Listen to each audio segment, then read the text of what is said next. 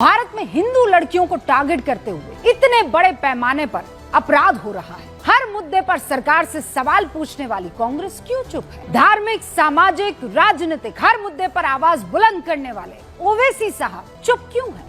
कानून से जुड़े मुद्दे पर सड़क पर उतरने वाले all India personal law board के सारे प्रतिनिधि चुप क्यों? हर रोज प्रेस कॉन्फ्रेंस करने वाले उत्तर प्रदेश के पूर्व मुख्यमंत्री अखिलेश यादव जी इस मुद्दे पर मौन क्यों है? आश्चर्य यह है कि महिला नेत्रियां महिलाओं के मुद्दे पर जोर शोर से आवाज बुलंद करती हैं। चुप है। ये चुप्पी क्यों भाई? क्या यहाँ महिलाओं के खिलाफ अपराध नहीं हुआ?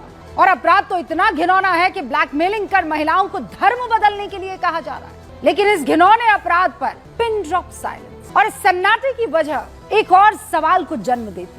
और वो सवाल क्या है, बहुत ध्यान से सुनिएगा। मैं फिर कह रही, एक्सपोज करना जरूरी है जो लोग ये कहते हैं, अपने आप को सो कॉल्ड सेक्युलर बताते हैं, जो ये कहते हैं कि यहाँ पर एक धर्म विशेष के लिए रहना जहन्नुम जैसा हो गया। उस मुल्क में छांगूर बाबा जैसा एक आदमी 579 जिलों में अपने 3000 गुर्गों को तैनात कर देता है। क्यों अब डेमोक्रेसी खतरे में नहीं है? क्यों किसी एक मसले पर जब ये कहते हैं कि खतरे में आ जाएगा, खतरे में आ गया है, फोबिया हो रहा है, ये हिंदू फोबिया नहीं है। यहाँ पर हिंदू खतरे में नहीं आ रहा है, और मैं कह रही हूँ नहीं आ रहा है, और ये हिंदू फोबिया भी नहीं है। तो फिर दूसरे केस में इतने बड़े बड़े नाम लेकर क्या बताने की कोशिश है? इसीलिए मैं कह रही हूँ इसको पलट दीजिए, सब क्लियर हो जाएगा। पलट दीजिए, एक सेकंड के लिए आंख बंद कीजिए और जो मैं कह रही हूँ उसे सुनिए, और फिर उसके बाद आप सोचिएगा इस देश में इस वक्त क्या हो रहा है। ये जो छांगूर है, अभी जो आपको दिखाई दे रहे, टोपी है, सफेद दाढ़ी है, माशाल्लाह से कपड़े भी आप देख ही रहे हैं,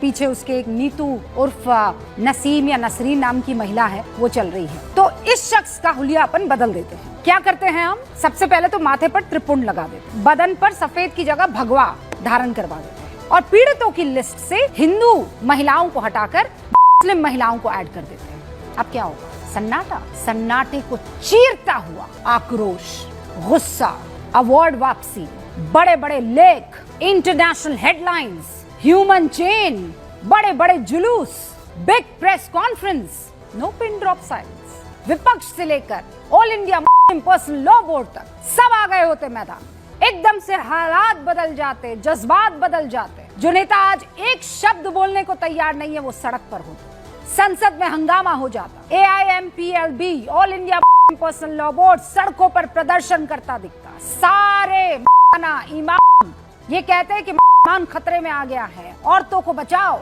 जाप हो रहा होता, जिसे कहते हैं कि तस्बीह पढ़ी जा रही। हर रोज हर विपक्षी नेता की तरफ से इस मुद्दे पर बयान दिया जाता। हो सकता है कुछ तथाकथित मानव अधिकार वो तमगा लगाए NGO, बड़े बड़े वकील सुप्रीम कोर्ट पहुंच जाते। लेकिन आज ये सब कुछ नहीं होगा। क्यों?